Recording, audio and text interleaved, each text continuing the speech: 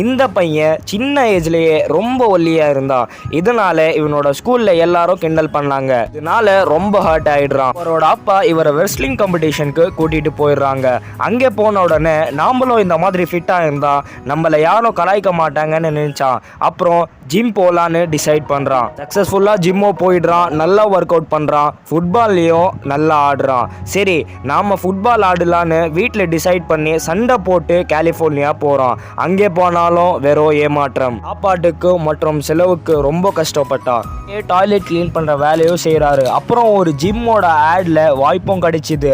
அந்த ஆடை பார்த்து ஒருவர் உன் பாடி நல்லா இருக்கு, நான் ரெஸ்லிங் ட்ரைனிங் தரேன்னு சொன்னாரு. உனக்கு ஓகேனா சொல்லுன்னு சொன்னாரு. இவரும் ஓகேன்னு சொல்லி போறாரு. இன்னைக்கு சாப்பாட்டுக்கு கஷ்டப்பட்டவர் இன்னைக்கு ரெஸ்லிங்கோட மிகப்பெரிய சூப்பர் ஸ்டார் ஆகுறாரு. Yes, we are looking about the most underrated champion John Cena.